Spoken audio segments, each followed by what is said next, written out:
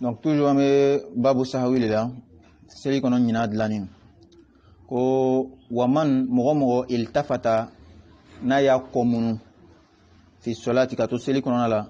sahiyan anyani fala shay'a alayhi foitama ka to sella ki komunu ka kini fle wala ma ki numa fle ka to sella ki ijenge ka kini fle wala ma ki numa fle seli kono la ako foitam foiti ima ite kabla ke te bada ke ite selje me waye inyani le nyani ko ko di tatige I hakri bolalan ko do kere baraka kini fle wala ibra ke numa fle isekute wala mema tunte ante donc bashitala wa in ta'ammada ni mo min tulado ale rele ka daba kama ban santin ka kini fle wala maka numa fle aka seli kan wala maka seli mai ako hal ba ka seli kan de nga fa huwa makruhun ama barany manke ay barakulu ni ke ama korodo aka seli la me o tatu ama fuka ka seli chana wala mako kabla ba ma wala mako baada ba ma o dalu tambulo ko be menani dalilu wadi très bien ako ango komunu donc ibe sella inyashin mal kabama iki komunu kini wala ma ika ikoflen ango kitifo mais si ça ni mo mi akodo no iki kodo al kabama peu ikodi al kabama ale ko be ka so ajmale est-ce que kitini don kitibe client la abna le fanya 600 ako wa inistadbara al qiblata na yakodu al kabaladu kay kodo al kabala korokodi o koroko isen a yelemana kay ikofe sen yani isen toto wa fote njilo kana ika talon oyo o nyashin al kabama ola seli chena ni seli chena don o ko sa ko qata as-salata ibe seli tire pasa chena ibe seli kura idamne iki kodo al kabama iseko wa mesekote ajala ye ina fo anga don fo kateme inyina nile kake wala ma tuma dola iyere idegunni wala ma kodo libe na fo kalama mbiko wala ma dembe deno betara be tasmala bibula kata denta iko dila al kabama oda nyona o est-ce que o franfasia be donya la wa te funya la itula le wa imatuli wa iseko le wa isekute madama ni kodo na al kabama seri chena ibe seri kula damne ni min tugula ale be jurumu soro ni min matugu ale te jurumu soro mais seli chana quand même wadi hada nam sisan barado be sharia kono be kalon ko haramule ni ka kedro be jurumu soro est-ce que ni ko barato ke ki to seli kono abe do chenseli nawa abuna masala fo anyene ni yoro na mo ka nga famu ko fembe be blamina kono li ako waman mogo solla na sella bi haririn ni harira faniye aw bi dhahabin wala man sanuye aw saraqa wala ma yishwani ke fi salati sili konona aw nazara muharrama wala ma haram ko do fle fa huwa atilamu asin ala kutalali wa salatuhu ngasili sahihatun kan ay barada madama fanyana be haramuye ka harrafani do fani suya dole abidlan ka bo tumu sugu dole dajila wa fo la soie franskana jura kana ma fa harira fani arab kana fa al harir abe shinon fa shama o harrafani alakra ya haramya islamauka islamata do nika do ika alakra soso ika jurmu barake abo to akela alakra alayhi salatu wassalam aye sanu doni haramya aka manto kela mo kan amaka sanu do sanu bulla negawa abulu kon nege wala ma abulu kan nege wala maka ke joloko ga dukana akala sugu sanu be awma haramuli donc ni kela mo ga sando ika haram baralike abo to wakele na shweni o haram yala fo alaka akuma fo qur'ana kono alakra ka shweni kala ka danga abo to wakele na ka haram ko do fle afla qur'ana kono ko alakra fo mumune ko onyana fle majiga bo fe ma minte ben nu be haramule ni ka kelengele ke be jurumu soro c'est ça a keni seli kono est-ce que ka jurumu ba to ka seli be tien wala ma te tien akwa te nyon nyesra la e ka seli be dana e ka jurumu be dana wadi très bien donc fa huwa asin ala kutale aba jurumu soro wa salatu nga seli sahihatu nga seli kan seli te tien mais an fɛn dɔ faamu dɛ seli a ka ɲɛ ani seli baraji tɛ fɛn kelen fana tugun quand on b'a fɔ mɔgɔ bɛ se ka kɛ i bɛ seli la i ka seli minɛna i ka seli ɲɛna mais i tɛ seli baraji sɔrɔ parce que seli bɛ comme juru le ni ka kɛ kɛcogo dɔ na dɔrɔn a juru tɔgɔ bɔ i kan na kɛmɛ tɛ taa minɛ ko i m'a kɛ mais i tun kan ka nafa min sɔrɔ min sara ye o tɛ d'i ma o kosɔn seli bɛ taa kɛ dɔw bolo comme une formalité que je ma kɛ ka bɔ an kan na donc a b'a fɔ k'u sira min bɛ minɛ ka matarafa mais a ta kɛ i n'a fɔ kan ka kɛ cogo min na donc i kɔni tɛna taa ɲininkali kɛ a ma ko munna i ma seli mais i tɛ taa i ka seli baraji sɔrɔ ala kisi ka bɔ ale ma donc silamɛ kan k'i yɔrɔ ma jɛn ka bɔ fɛn fɛn ne haramuya ni seli kɔnɔ en même temps o bɛ filɛ ɲɛna i fana kan k'a faamu ko n'i le ka mɔgɔ dɔ ye a bɛ seli la ka ko dɔ kɛ min man ɲi seli kɔ kan ale y'a kɛ seli kɔnɔ n'a tilala n'i bɛna kuma fɛ i b'a ladi ko mais i ka min kɛ a man ɲi mais kana fɔ a ma ko i ka seli tiɲɛna ni k'o fɔ i ma kuma ni dalilu ye wadi très bien o kɔfɛ a ko wa man mɔgɔ min galitɔ n'ale filila fil qira'ati kuranna kalan na bi kalimatin ni kumakan dɔ ni kalima dɔ ye ni mot dɔ fɔli ye min ghayri al-Qur'an min tɛ kuranna kɔnɔna la sajada ba'da salam tigi ba'da salam kɛ ni yɔrɔ a ka teli ka mɔgɔ le sɔrɔ min ka kalan kɛ surtout min bɛ kuranna lɔn et puis a bɛ kuranna tafsir kɛ parce que ni k'i bɛ kuranna tafsir kɛ arabukan yɛrɛ kɔnɔ i bɛ mot wɛrɛ de ta ka mot wɛrɛ kɔrɔ fɔ ile min bɛ degu la tuma dɔ la ile bɛ to kuranna kalan na i bɛ taa arabukan fɔ c'est vrai ani kuranna mot bɛɛ kɔrɔ kelen mais kuranna kalima tɛ c'est comme jalasa ni qa'ada jalasa sigila qa'ada sigila supposons que qa'ada tɛ kuranna kɔnɔ mais qa'ada bɛ kuranna kɔnɔ jalasa bɛ kuranna kɔnɔ qa'ada bɛ kuranna kɔnɔ donc supposons que qa'ada tɛ kuranna kɔnɔ et puis ile tora yɔrɔ dɔ la i bɛ fɛ ka jalasa fɔ et puis i taara fɔ qa'ada kɔrɔ kelen ne mais nin tɛ kuranna kɔnɔ ni ko kɛ kala ko min ka dɔ fara seli kan o kosɔn i bɛ bada salam kɛ wadi donc fɛn fɛn ye kuma ye ni seli dɔ tɛ ka ban i bɛ ka dɔ fara seli kan donc hali ni kuran aya ne i bɛ fɛ ka fɔ i taara kalima dɔ placer mot dɔ placer arabukan ne ani kuranna ka mot bɛɛ kɔrɔ kelen seulement tɛ kuranna kɔnɔ i ka dɔ fara seli kan ne i bɛ bada salam kɛ wa in kanat min al-Qur'an mais n'a bɛ kuranna kɔnɔ dun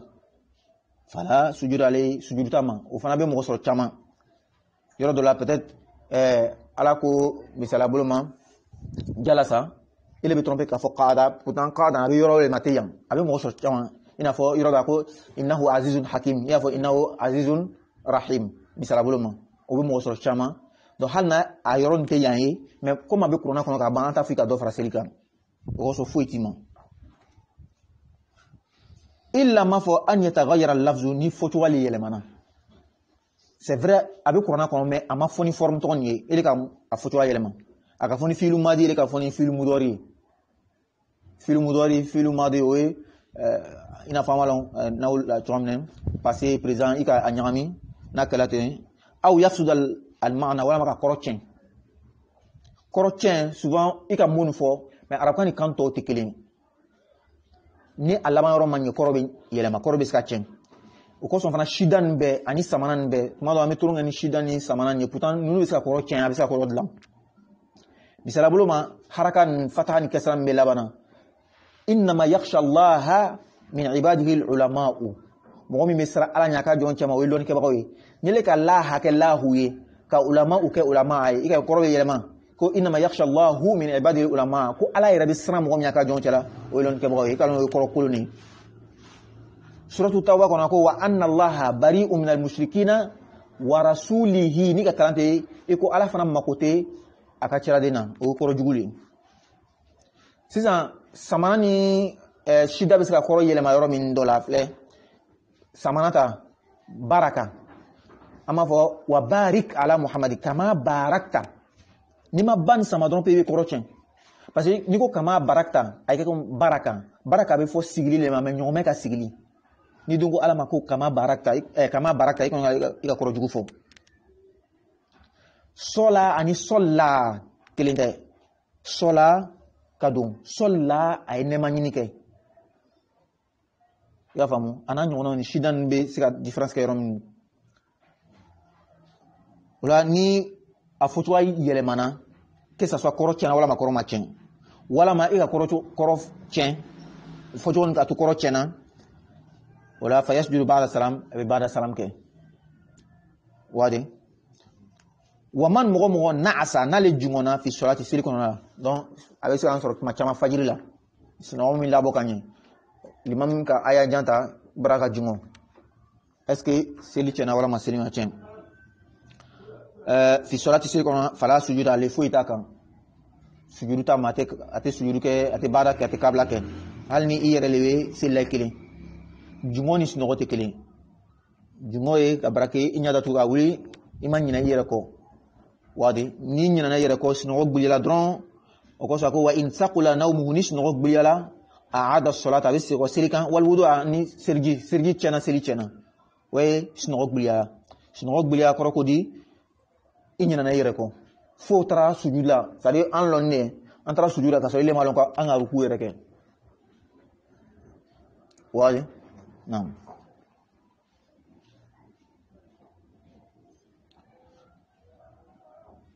wa aninul maridi ote tre asbani wa aninul maridu ote sababai wa aninul maridi mudof ilen ako bana magato ka hunekan muktafarun ya fakene me ka boma ala kishi doka accident ke a blessé la kosebe wala matasma ya jeni donc abe hunen ke ananyo wonan ke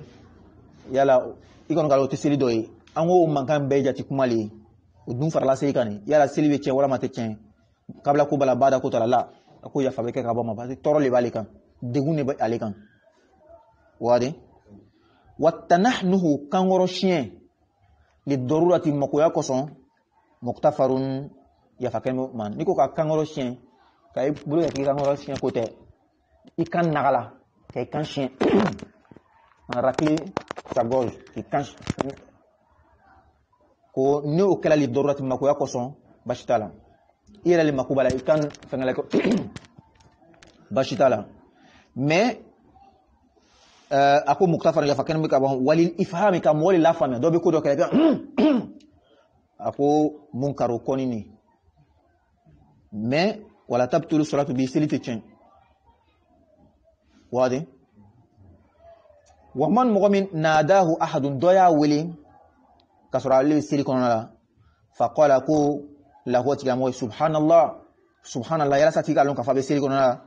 kuriha o konini wa sahhat salatu nga gasili kan ni bisilla ni mo ki wele makanga jabi mais ni ka yabe kuma nforande abe yoro do le visela abe nyabe yoro do la ibangi baga ni bangi ba chema wala mai bangi ba musulman na kan i wele ki to selila ni mo wara le facile ina je kabati ma mais ni bangi baga lo nasuka bangi baga ka kuma fo ka kala chogami itna sika jabi parce que ibe farda selila puka ya lon ka fe selila ni ko subhanallah i refanatu makanga parce que ibe farda lila mais ni ka ke a koni ne me ya selikan ni nafla le lon ka wado ko ba fo subhanallah ko walon ko fi be selila pi be kelia atlan selila afamna très bien wa man mu'min waqafa fil qira'a alillona kalana walam yaftah alayhi ahad mughshima daira likalika taraka tilka al-ayata abu ayatui wa qara'a ma abi fen kala ba'daha min ayako fen ibisilla Allahu akbar wadduha wal layli idha saja femi ko fe nyina naliko mo vraiment so ka fi ma ko afo ma wada'aka rabbuka wa ma qala iba to ibitara mi ko fe wala al-akhiratu khairul lak min ibu kala le qur'an ka ba ko li in fa ni sura do kana ni aya ni nyina na ko mi mena ko fe tisa hakki tisa di aliko c'est pas facile ibe nyina sura to ko peu souvent la mobita qui bla damne la ou yere ba damne mais ni na sura to be bloqué tisa tanyan fe wadi ni mo sura ki blasra ibe yisra ta ibe selay na lo mo ma sura ki blasra nako lam yafta alim washma dalil ko ka iblasra ka ayan doida ni masro iba to ibita ayam ba ko fen angole fana manoko fa in ta'adharat nagbala alayhi amma ahakri masika jigako raka ibe rukuke anika ayakeni kana inafo wadduha ayakeni diga wadduha kana dorete nanan taruku ya parce ayakeni wasa wadi wala yanzuru ote ate fleri ke wala yanzuru musafa ate qur'ana fle ina fo ilon be sila qur'ana dan mi nyakorotin comme inyana na ayan ko be qur'ana mene ka fle ote ben ibita rukula shenkele aya kelen bi wasa illa ma fo an yakuna ni nyina tarake fil fatiha fatiha kalena abi mo solo de fatiha na ka fatiha ya kala lumbe ala kishi absana ke lundo bi nyina alhamdulillah rabbil alamin arrahmanir rahim maliki yawmiddin te fana kai possible iya kana budu bi kono me maliki yawmiddin kon ako nakala alele yin fala buda boda shiteli min kamaliha fuka fatiha dafali ayan wulum la dafani bi mushafina kalani qur'ana kono na flelewa aw ghairihi wala ma anyore fa in taraka minha ayatan nik islamaka ayan kilintu fatiha la dum anyina ko wala ma sajada qabla salam avec qabla salam ke fa sili lo sendo mi fatiha ayan kilin mankela la ebe qabla salam ke qabla salam e sujud flake ka soka salamu bla wa in kana akthara naka chaka teme kilin kan fla sabaka yere batola suratu sili chanali fali ke ron kanyana boli salagra kula surata liman lam yakra bi fatihatil kitab mo ka silte moye mo ma fatiha kala une fois ni ayan fla da mankela fatiha la donc c'est que fatiha masoro wadi wa man mu'min fataha ala ghairi imami alayhi blasralika akal limamu ngorey alu lon me abisilla abi fitri sella misalabuluma wala ma bisrafu sella modo ba ka fitri sella kerefe ale tara tusil aka fitri sella ka bloquer aya dolan ele be limamu kofe katlanga ale tira mo blasra ni mo mu yoke bato la tsara to aka seli chena ibana aka kuto nyola na manyen aya kelen to ba wasa be taru kula kana adale likai wali hada anga foko ni ka limamu bloquer la il va blasra mais est-ce que ma belle ni limamu bloquer donc il va blasra une fois na bloquer donc wala mana fila donc il va blasra ou bien que tu wali ba ko que tu wali balade wala yaftahu ayrat ad-dalika ala imam ya kalimam ka illa ma fu an yantazira al-fatha naka blasra limma kono imam ko wadduha walayli za saja wala al-akhiratu apana mawada ka drom ko ma wada ka rabbuka shenkelin ibati ginyami ibatu apana ayan kan no tifu chala ni ako wadduha walayli za saja wadduha walayli za saja ajila akoroko sisan ayim blasra abi sura blasra ma trompe la fitino be ka blasra ni ka kete kuma do la iba atonya kami wadi nam aw yufsid al ma'na wala manni ay korochen ay kuma min fo ni ka koroflatinye donc iba blasra ni oroy waman mo min jala fikruhu alika miri le tarayala fi umuri dunya kunya wala donc ale sella hakli be aka boutique hakli be barakaro la ni mo mi yuke est ce ka seli chena wala maka seli machen naqasa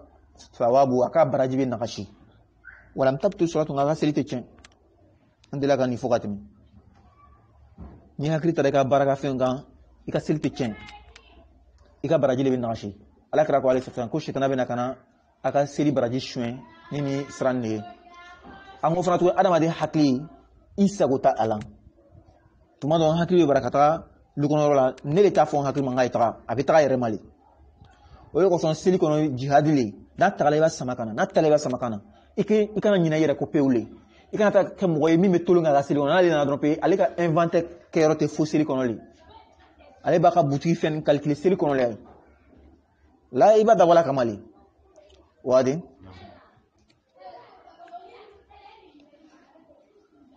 afla ne o mesela mo kama kan temen nyafe ni mo ka be temen iya a bloquer iba lalo kana temen iga lalo min ken fendo le min fara la selikan est-ce que be do chen ga sela wala mati do chen ako wa man dafa al mashi ani mo mi teme ba nyoni bayna ya de mi fatima nyafe aw sajara wala ma yusujud ke ala shaqqi jabhati atinkare flakan aw sajara wala ma yusujud ke ala toyatin siriko kelina aw toyatin wala ma siriko fla wala ma toyatin dakun wala ma dakun fla min imamati aka jara mugula fala shay ale foitama donc ibe sella mo do be temenya fe ikanga a bloquer mais ni roton kanga expliquer mo chama be nirton anyamina ala kala ko alayhi sallam ni mo be sila ka teme anya fe na tunya lo jurumu mbala atu bina lo hali binani minga sala ka ko malo tele binani wa kalo binani wa sam binani amalo mais jurumu bale ba ka teme mo nya fe mais explication ni bala kele mo mi sila aka fe no bla nya fe et puis le ba teme ale ni aka fe nya fe o le ko le bayi ni mo be sila aka fe no bla nya fe wala ma be sila ka inyashi lo sindola c'est-à-dire plier dola ele teme plier on ko fe wala ma be teme yirin ko fe au côté ale tala kele fila mo me sila ama fo bla nya fe ele teme anya fe fanda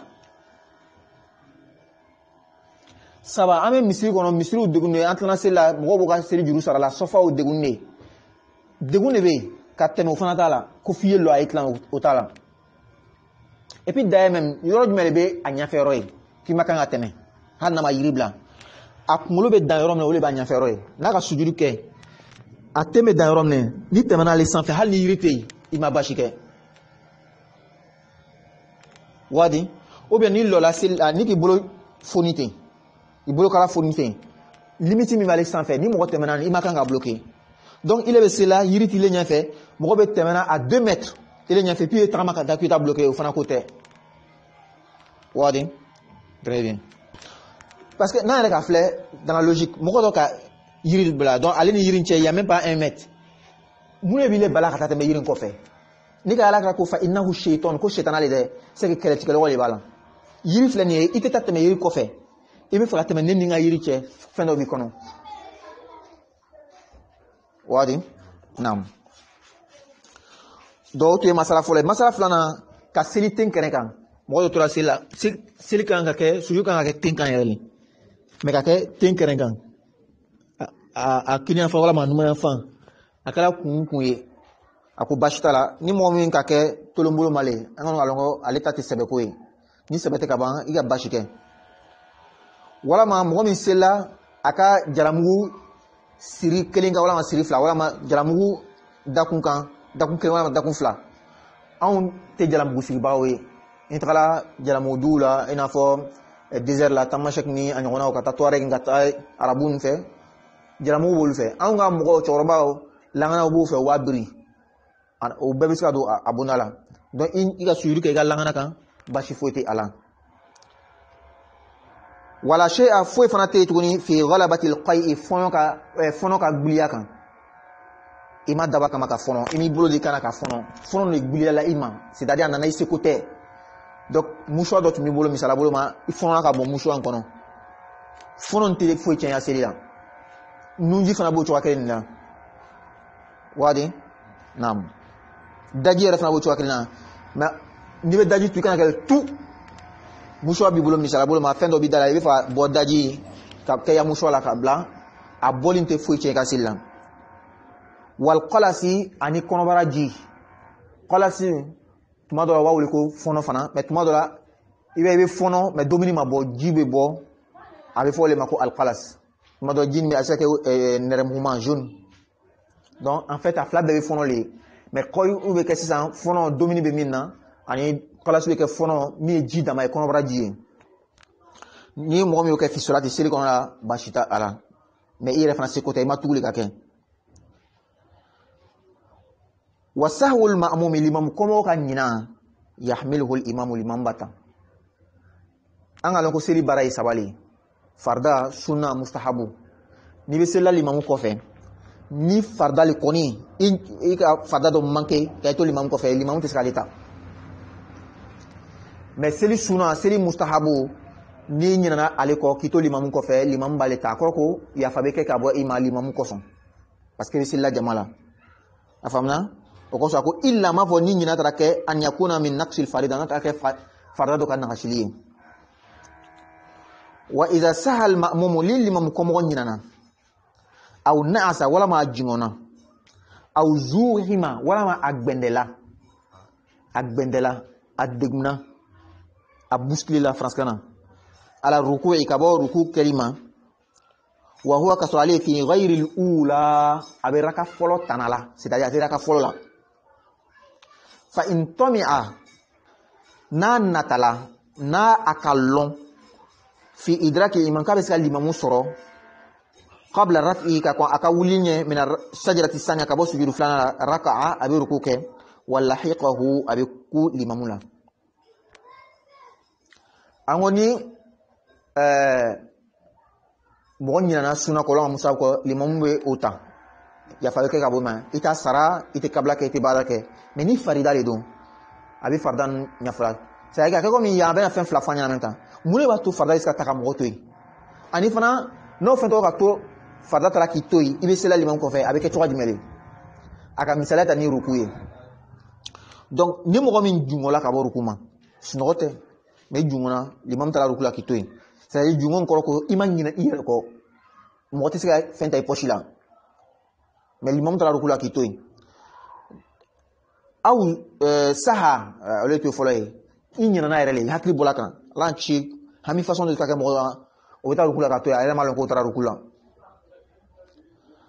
aw na asa wala ma junga aw zuhima wala ma agbendela zuhima bola zahama bola azahmatu o nyon degouye nyon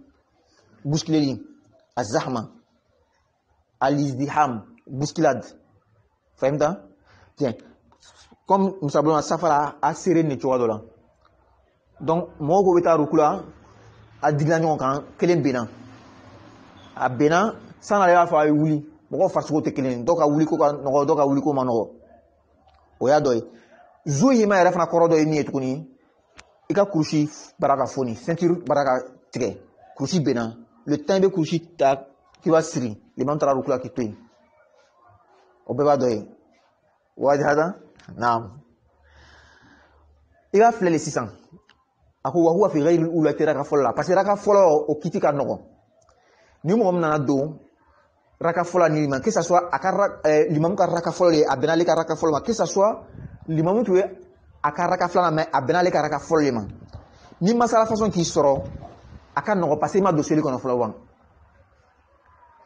ya raka premier ni imam ye et puis rukuta la ki to une fin façon na igbendela wala ma ijungola imamu wula ka boru kula ka ta sujuda ke toyi c'est simple il est ma seli damne ka raka kelen soro floban o ko il est be raka to be yafa ko ibe takbira fili ihram fili ibe ta limamu ko sujuda afwan takbira ihram ko te il seli ko no ka ban ibe ta sujuda directement limamu ko ibe yafa raka to ko en même temps parce que ma raka kelen soro ni limamu floban fahimta mais ni ka raka kelen soro ni limamu ka ban c'est-à-dire yaraka flana ila wala maraka sabana wala maraka nanina nakela oye kaban ulla kitibe soroka kenye donc fa in toma fi idrak al-imam ni ijigila ka fi besala l'imam soro o be sujud la misala boloma iko ne kele mesika nya ruku ke ka soro ko soro qabla rafi ka kon l'imam ka wuli nya mina sajdat sanya ka bo sujud flan donc o be sujud folola ele sa iga ruku ke kele kata o soro sujud fola wala maka sujud fola katlan ka soro sujud fola ma wi fola parce que iki yere long iwe ki gali mamu long igali mamu mo minga suma e sa soro wala ma ilere mo e ifa suka gbi ni ki ba kene o na takitoyi o bele na atoyi balon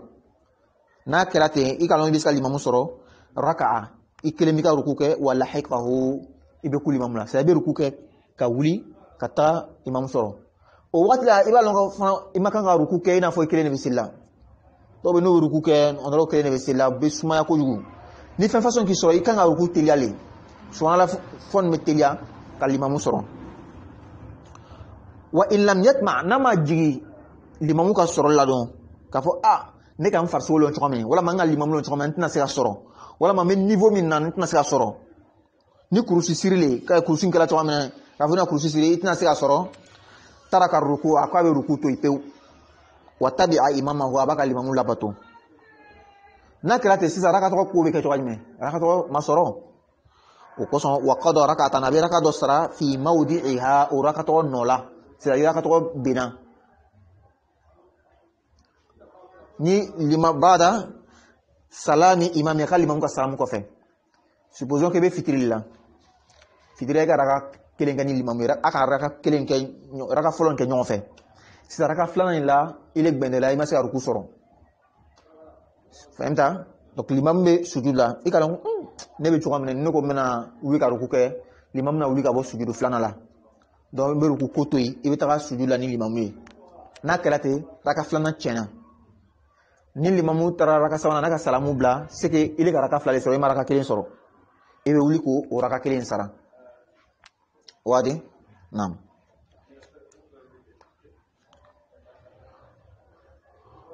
wa asamanya wa ansaha mais wa in ne baye wa insaha ani sujudi en tout cas ruku ta misala le si ça mène à sujudu là donc en allant ko ruku aka rattraper limiti adan o sujudu flanale si ça sujudu limiti o yero du mele ako wa insaha ani sujudi nanyina sujudu le ko ayre nyina ko shala hakima aw zuhima wala ma agbenela ni gbenda mi nga fo safale tun deguna abena wala ma krushi le funna krushi jigra aw naasa wala ma ajungona sino ko fema amanyina yere ko me utala ka toyi hatta fo qama al imam limamuna nakana wuli ila rak'atin ukhra ka taraka warla donc sujud ko le ame sujud le bende kale soro donc limamuna na wuli ka tara raka warla sajada abe sujudu ke wa inni sabani me one tala sajada abe sujudu ke in toma et puis asabla anireli donc il va faut sajada in toma ou tomia fi idrak al imam abe sujudu ke sari limamu lon me raka la kale toy alema sujudu flana soro akeleme wuli ka sujudu flana ke ka wuli ka kuli mamuna naka lon fi idraki imam kabis ka limamu soro qabla aqdi ruku ka kon ruku sirlinya ka kon limamu kata ruku la ka wuli wadi que ça misabu ma ka sujudu kelenge et puis aussi là subhana rabbi fi warhamni yoronan le olela fengen ka le soro nyinan ka le soro limamu la ka lo raka dola ka le toy to na ayre hakijira yero ko san limamu me rakala ko supposons si dans raka sabana seli raka sabana ki bay quand te bola alela akaka limamu lo mo sugumi wala ka re farso mo ale mo sugumi nako ka be sujudu ka wi ka soro limamu ta rukula ka le toy ka wi ka rukula ka le toy abe wuli ka lo maintenant ka be sake ka limamu soro aboke abe wi ka ta limamu soro obe ruku ka nyon fe hanna ma loli soro afamna wa illa no te naka lo ka tsaka limamu soro ka wi tarakahu abe sujudu toy واتبع الإمام بالإمام لبطو وقضى ركعة أخرى بركعة ورسرة أيضا توني وحيث قضى الركعة أي ركعة سرى من ده فلا سجود عليه سجود ولا تكن توني فكم نو أكارك كينشنا إذا ركعة سرى أكاكم دو فرلا سيليكا كم أبسل الإمام كوفي أبانا يا فبكي أبواما دون أتكابلا كاتبادك أفهمنا إلا ما فأن يكون ناكلا شاكا shiga batoye fi rukula au sujudu wala masujula sheikh sada tureko fi asna'i qada'ihi aka juru salat mala anana shiga rukula wala masujula fahimta donc na kelate ko abe bada salam ke maintenant ni yoron ama wala ma brebre ama nyafo brebre donc amesa ko fo ni mi aka fo ajiba la ka fa biska limamu soro wala ma ajiba la ka fa biska limamu soro mais eni siga siga est mina soro wala maintenant soro si ça na siga est-ce que biska soro wala maintenant siga soro allez siga le parce que avec comme sawale tomi afi idrak l'imam ajiba la ka fa biska limamu soro tomi afi ghairi idrak l'imam agal jiba la ka fa biska limamu soro ango olu fa kitifo mais chaque fi idrak l'imam asiga est-ce que biska limamu soro wala maintenant limamu soro c'est ça au keto limamu willa ka letoy amaska limamu soro ce qui veut dire ama soro kaban mais ale ka baramin ke ka farakan de o jidil bato ani ka frasika kan abi bada salam ke wali salam wadi hadal kalam donc amna ko rofoni nili wallahu a'lam wa man ja'atuhu aqrabun ni bunteni nana mo mima aw hayyatun wala masa faqatalaha ayafaga fala shay'a ali fuitama donc fen kalama do benanema berebi bolo ika afanaye fuitima illa mafo an yatula fi'luhu ni bara jana ini sa sani be sira sam fa akala munu salo chamahe donc baraka janya aw yastadbir al qibla wala ma ki kodo al kabala ki komunu peu ka ikodo al kabala fa innahu atiglamo yaqta'u abi silitke parce que silitena parce que shurutu salat la ko wa tarkul af'al kaseera to eliga miniti loro ta wala miniti tan takibe sam fa silitena wala me atura munu na nyo bro ki kodo al kabala silitena afamna très bien donc aka sani bundeni kuma le fo abisa ke fana dembe tasma be dembe tara du tasma kono donc yakribe de aka seli ke kodo kata de fle seli chena ikon mabashi ke parce que fa ni ne kishi waman mo min shakka nali shigala hal huwa fil witri alebe witri lawa au fi saniyati shafi'i wala ma bi shafi'i ka flana la parce que amiraka saba min salama wuli ko shafi'i wa witri flan ne be wuli ko shafi'i kele me wuli ko witri ok donc mo do be sella 600 ale tra mo shigala est ce que flan ale ka flana lawa wala ma me witri raka kele ni la labantan ale be ayre ni ngala 600 ja'alaha abe urakato ke saniyata shafi'i shafi'i ka flanay wa sajada ba'da salam abe ba'da salam ke fahimta summa okofe aw tarabe so ka wuli ka witri ke donc al nana soro ko atwe kele misa witri le tumbaye madama ashigala et puis ka witri ke ko witri na le disons aka ba'da salam na ale dafa abe wuli ka witri ke wayna hakilna ji ko fele de waman takallama ni mo min kumana baina shaf'i wal watri shafi ni witri nyonche sahiyana nyinani fala shay alayhi foitama wa in kana amila natun don kuriha akoni wala shay alayhi foitama donc amalo nga fuko shafi wal witri nyonche salamu be nyonche o chani me kuma makanga ke ni degumbe ko son ikanga kuma bashi foitala parce que hal ni tula re foitala ni degumbe don واضح هذا؟ طيب نكتفي بهذا القدر.